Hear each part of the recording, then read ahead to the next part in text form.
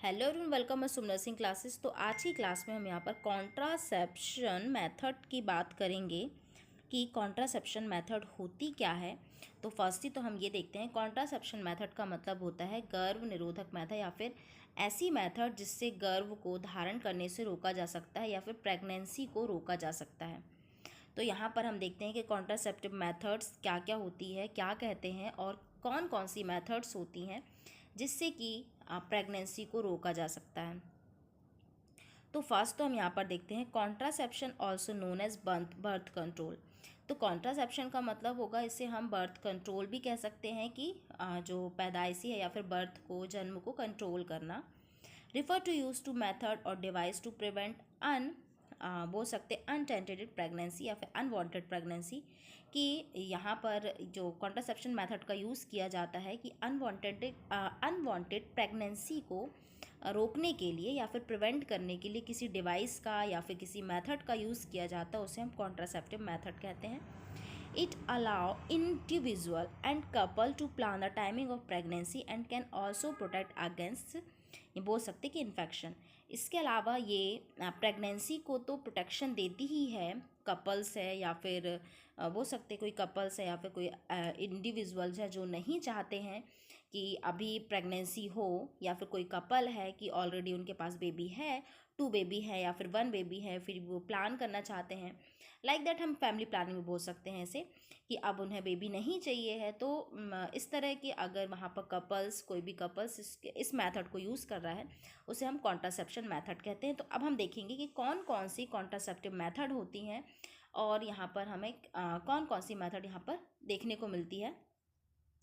तो फर्स्ट तो इसके देखते हैं इम्पॉर्टेंस। तो फर्स्ट ही तो फैमिली प्लानिंग के लिए बहुत ही हेल्पफुल होता है कॉन्ट्रासेप्टिव मेथड, कि इससे हमारी फैमिली प्लानिंग हो जाती है। इससे एक चीज़ ये भी हो जाता है कि अब 2 चिल्ड्रन हो गए हैं, तो अब हमें प्लानिंग करनी है कि अब इसके बाद नहीं करना है, या फिर एक प्लानिंग होती है कि शादी हो गई है तो हमें बेबी प्लान करना चाहिए। तो एक तरह से ये हेल्पफुल होता है या फिर इसे प्रिवेंट करने के लिए हेल्पफुल होता है।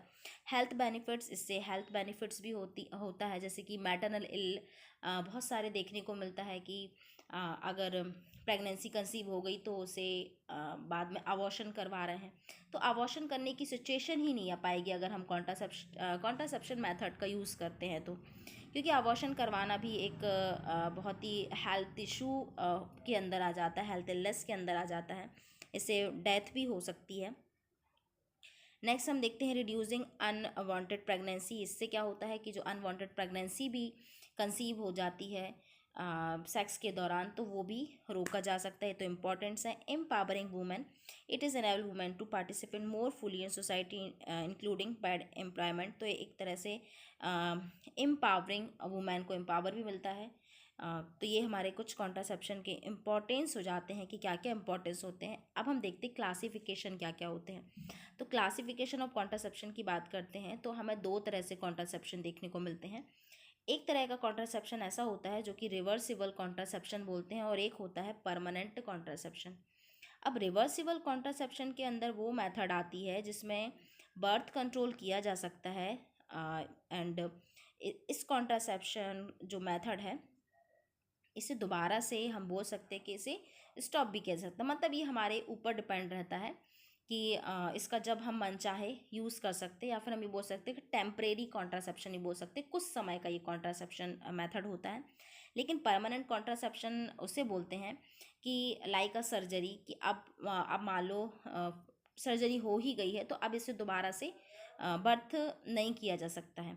रिवर्सिबल कॉन्ट्रासेप्शन में ऐसा होता है कि मान लो हमने 5 ईयर की प्लान किया है कि 5 ईयर तक बेबी नहीं चाहिए, लेकिन 5 ईयर के बाद हमें चाहिए है, तो 5 साल तक कॉन्ट्रासेप्टिव मेथड का यूज़ करेंगे, देन 5 साल के बाद हम अलग कर देंगे क्योंकि अब हमें बेबी चाहिए है। तो ये रिवर्सिबल कॉन्ट्रासेप्शन है कि अब क्योंकि यहाँ पर हमें बेबी चाहिए है 5 साल के बाद, क्योंकि जब तक हमें नहीं बर्थ करना था, नहीं प्रेगनेंसी अचीव करनी थी, तब तक हमने उसका यूज़ किया। लेकिन परमानेंट कॉन्ट्रासेप्शन में क्या होता है, अब मान लो कि ऑलरेडी 2 बेबी हो गए हैं, अगर वो कपल चाहते हैं कि अब 2 से ज़्यादा हमें बेबी नहीं चाहिए है, तो वो परमानेंटली ही कॉन्ट्रासेप्शन का यूज़ करते हैं कि अब उनको ज़रूरत ही नहीं है प्रेगनेंसी करने की।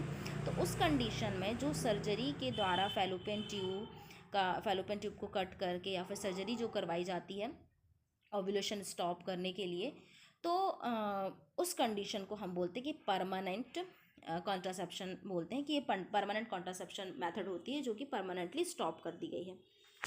तो अब हम यहाँ पर देखते हैं कि कौन कौन सी रिवर्सिबल कॉन्ट्रासेप्शन होता है, मतलब जब हम टेम्परेरी बोल सकते हैं कि जब हम मन चाहे उसका यूज़ कर सकते हैं, और जब हमें नहीं है आवश्यकता तो हम उसको अलग भी कर सकते हैं। तो देखते हैं हम यहाँ पर बैरियर, IUDs, हार्मोनल और नेचुरल कॉन्ट्रासेप्टिव्स, ये हमारे इसमें आ जाते हैं रिवर्सिबल कॉन्ट्रासेप्शन या फिर स्पेसिंग मेथड के अंदर आ जाते हैं, कि इसे हम जब हमारा अगर हमें लगता है कि अभी हमें प्रेगनेंसी कंसीव नहीं करनी है या फिर हमें प्रोटेक्शन चाहिए है तो हम उसका यूज़ करेंगे। और टर्मिनल मेथड या फिर परमानेंट कॉन्ट्रासेप्शन हम इसे बोलेंगे कि जैसे कि मेल फर्टिलाइजेशन या फिर फीमेल फर्टिलेशन। तो यहाँ पर होता क्या है, सर्जरी होती है, तो सर्जरी के हेल्प से टोटली ही स्टॉप कर दिया जाता है कि अब ऑपरेशन के बाद या फिर सर्जरी के बाद अब बेबी कंसीव करने का कोई चांस नहीं होता है। तो इस तरह की जो मेथड होगी उसे परमानेंट मेथड बोलते हैं।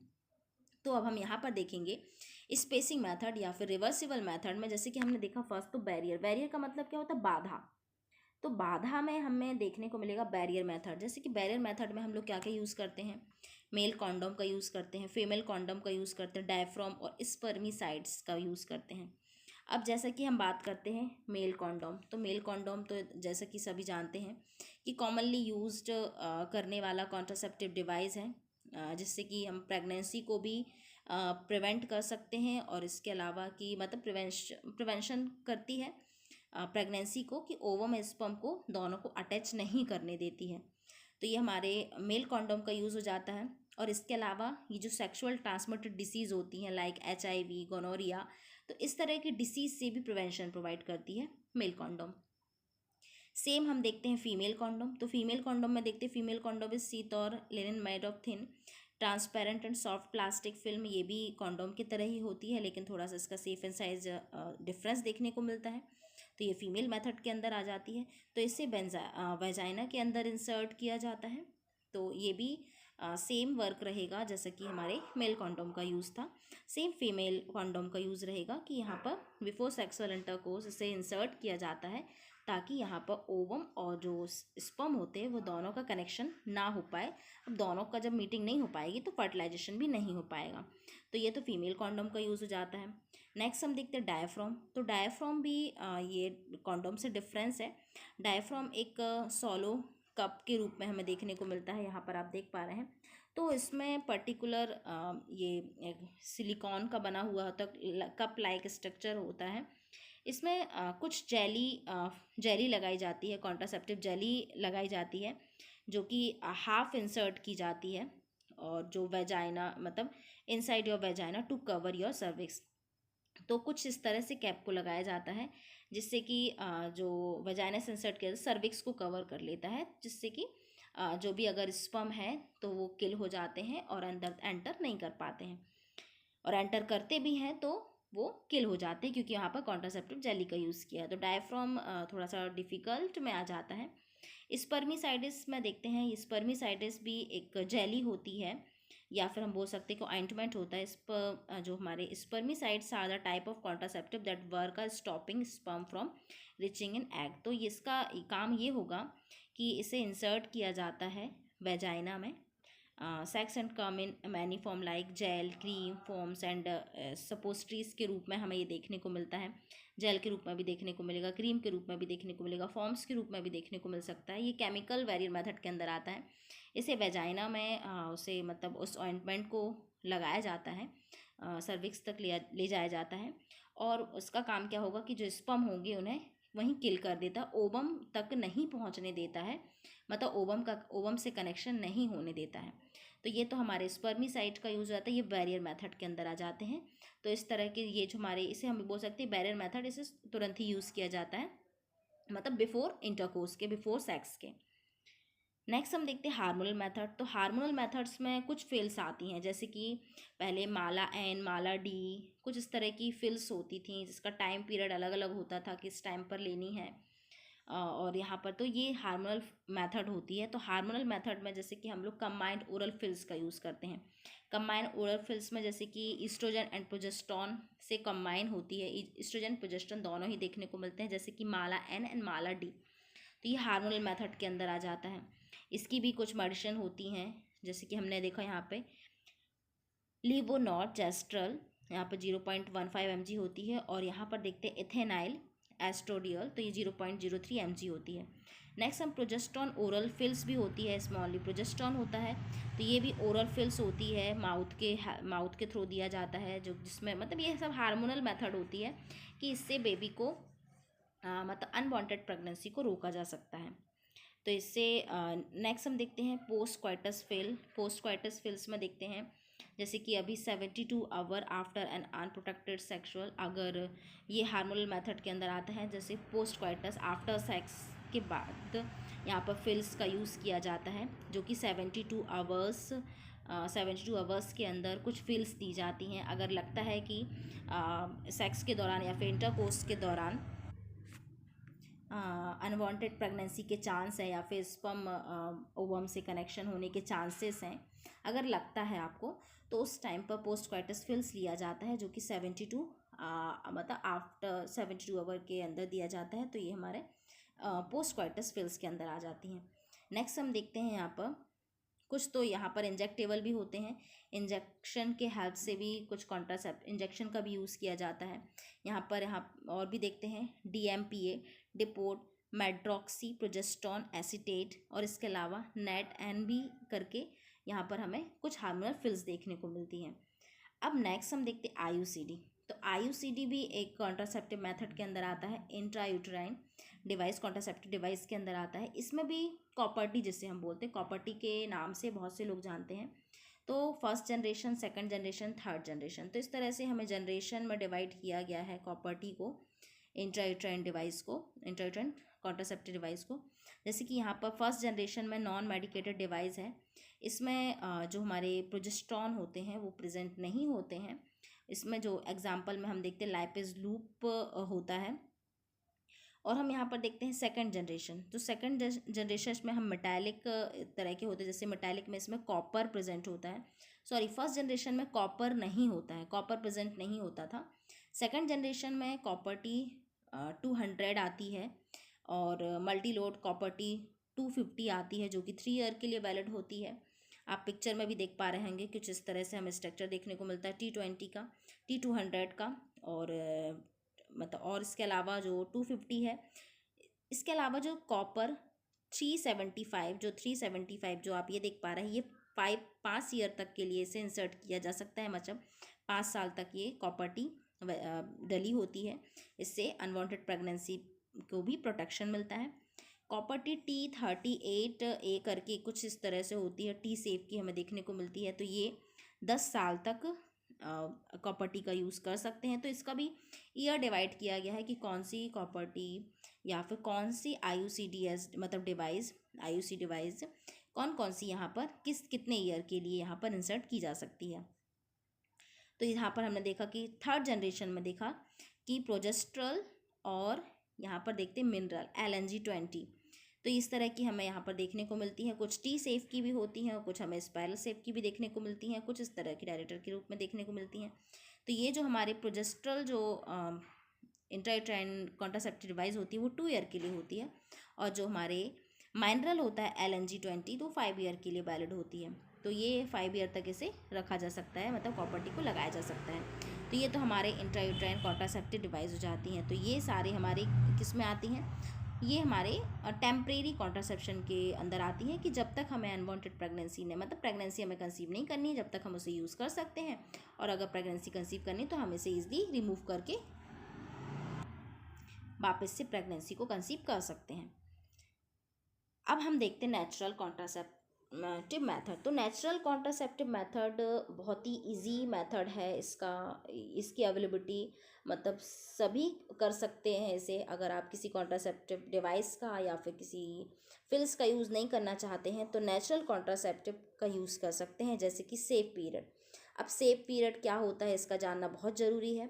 क्वाइटस, ब्रेस्ट फीडिंग, क्वाइटस मतलब विड्रॉबल भी बोल सकते हैं, और यहाँ पर देखते हैं एब्स्टेंस। तो यहाँ पर हम देखते हैं कि ये इस तरह से हमें 4 तरह के देखने को मिला कि नेचुरल कॉन्ट्रासेप्टिव से हम कैसे अनवांटेड प्रेगनेंसी को रोक सकते हैं।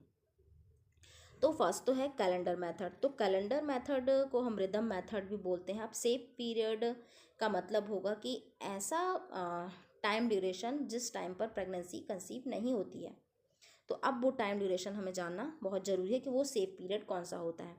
तो सेफ पीरियड जैसा कि हमने देखा कि ऐसा टाइम ड्यूरेशन जिस टाइम पर प्रेगनेंसी कंसीव नहीं होती है और उस टाइम पर ओव्यूलेशन भी नहीं होता है, तो वो कौन सा टाइम ड्यूरेशन है। तो यहाँ पर हम देखते हैं कैलेंडर मेथड के हेल्प से। फर्स्ट ही तो आप ये देखते हैं 7 डे मेंस्ट्रुएशन चलता है, उसके बाद 7 डे के बाद ओव्यूलेशन पीरियड आ जाता है, जो कि ओव्यूलेशन पीरियड है, मतलब यहाँ पर फर्टिलाइजेशन हो जाता है, बेबी कंसीव हो सकता है, लेकिन बाकी के जो बचे हुए दिन होते हैं वो सेफ होते हैं। उस टाइम पर अगर इंटरकोर्स या फिर सेक्स किया जाता है तो कोई भी अनवांटेड प्रेगनेंसी यहाँ पर नहीं हो सकती है।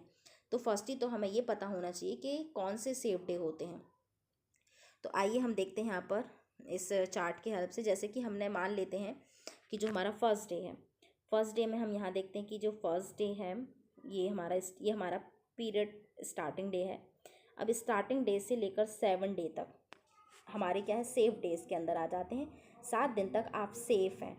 देखिए किसी किसी के जो पीरियड्स आते हैं वो 2 दिन के आते हैं, 3 दिन के आते हैं, तो फ़र्क उससे नहीं पड़ता है कि 2 दिन के आते हैं या फिर 3 दिन के आते हैं या फिर 7 दिन के आते हैं। 2 दिन के भी आते हैं तो भी आप 7 दिन तक के लिए सेफ हैं। लेकिन अब हम यहाँ बात करते हैं कि अगर 7 डेज़ तक आ रहे हैं तो 7 डेज़ के बाद वाला जो समय रहेगा, 7 डे के बाद वाला आपको बाद के 12 दिन क्रॉस कर देने हैं। 12 दिन को अगर आपको काट देना है कि 12 दिन तक आपको इंटरकोर्स सेक्स नहीं करना है, तो आप अनवांटेड प्रेगनेंसी से बच जाते हैं। देन उसके 12 दिन के बाद आप फिर से आपके सेफ डे आ जाते हैं, जब तक कि आपका पीरियड नहीं आ जाता है। तो इस तरह से आप यहाँ पर कैलेंडर मेथड का यूज़ कर सकते हैं। आप इस चार्ट को देख सकते हैं। अब इसके हिसाब से आप अपना भी डेट देख सकते हैं। यहाँ पर 1 तारीख डेट लिया है, पीरियड स्टार्टिंग की 1 तारीख ली है। अगर आपकी कोई और डेट होती है, 25 भी हो सकती है, 26 भी हो सकती है, तो आप 7 दिन को माइनस करके, मतलब 7 दिन को अलग करके और 7 दिन के बाद 12 दिन काउंट करके, मतलब 7 दिन के बाद आपको 12 डेज़ काउंट करने हैं और इसको क्रॉस कर देना है, मतलब वो 12 डेज़ आपके लिए सेफ़ नहीं है।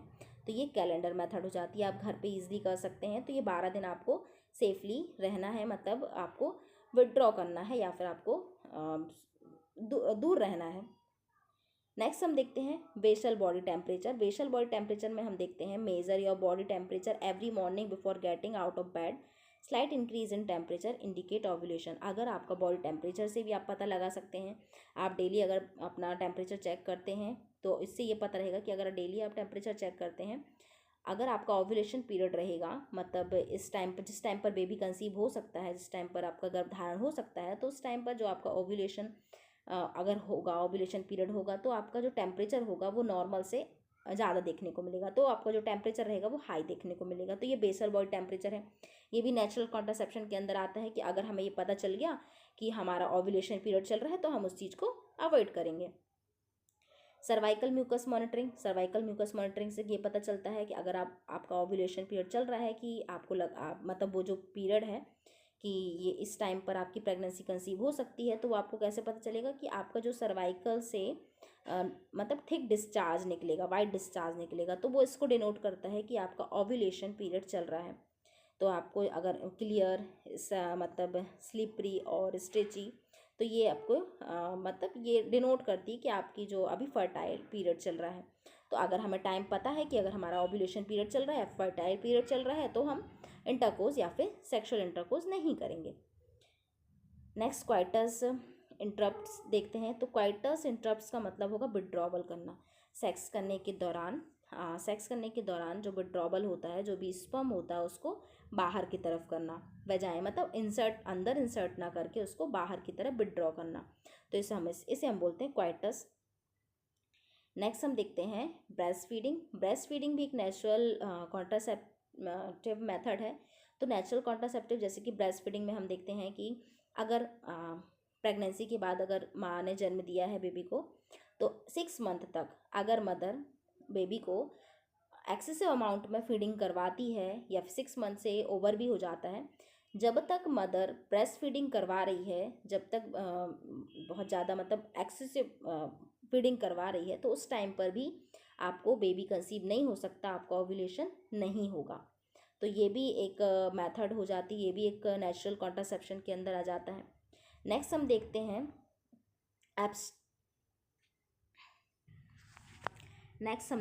एब्सटिनेंस। तो एब्सटिनेंस में होता क्या है कि इसमें जो इसका मतलब होगा कि सेक्सुअल इंटरकोर्स को ही अवॉइड करना।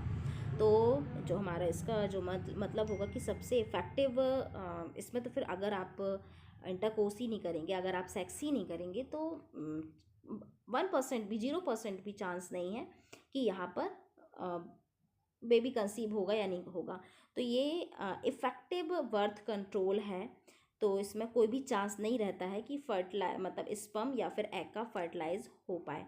तो ये एक तरह से बेस्ट मेथड के अंदर आ जाता है। अगर हमें पता है कि अगर हमारे पीरियड्स का ओव्यूलेशन टाइम चल रहा है तो उसको अवॉइड ही कर देते हैं। तो ये हमारा हो जाता है एब्सटेंस। तो इसमें सेक्सुअल को ही अवॉइड करना होता है, सेक्सुअल इंटरकोर्स को ही अवॉइड कर देते हैं। तो इस तरह से आज की क्लास में हमने देखा कि ये जो हमारे कुछ जो टेम्परेरी कॉन्ट्रासेप्टिव मेथड थी, तो इसके बारे में हमने जानकारी ली। अब परमानेंट मेथड की बात करते। तो परमानेंट मेथड का मतलब क्या होता है, जैसे कि हमने देखा था कि सर्जिकल प्रोसीजर होता है जिससे कि फैलोपियन ट्यूब को बांध दिया जाता है या फिर कट कर दिया जाता है। तो अब जब कट ही कर दिया जाए, जैसे कि ये है ओवम, तो ओव्यूलेशन यहाँ ओवरी से ही ओवम का सीक्रेशन होता है। तो जब ये फैलोपियन ट्यूब को ही काट दिया जाएगा तो जो ओवम होगा वो बाहर नहीं आ पाएगा, और जब बाहर नहीं आएगा तो स्पर्म से कनेक्शन ही नहीं हो पाएगा उसका। तो इस कंडीशन में जो ट्यूबल लिगेशन के दौरान पर या फिर जो हमारे ट्यूब है उसको या तो टाई किया जाता है, मतलब बांधा जाता है इस तरह से, या फिर उसको टाइड करके कट कर दिया जाता है, या फिर उसे क्लोज कर दिया जाता है। तो यहाँ पर हम देखते हैं कि जो परमानेंट मेथड में हमने देखा कि सर्जिकल प्रोसीजर है, इसमें फैलोपियन ट्यूब को ब्लॉक कर दिया जाता है, ब्लॉक मतलब इस तरह से, और या फिर उसे काट दिया जाता है। तो ब्लॉक करने पर कभी कभी ऐसा भी होता है कि ये ब्लॉकेज जो होता है ना वो खुल जाता है।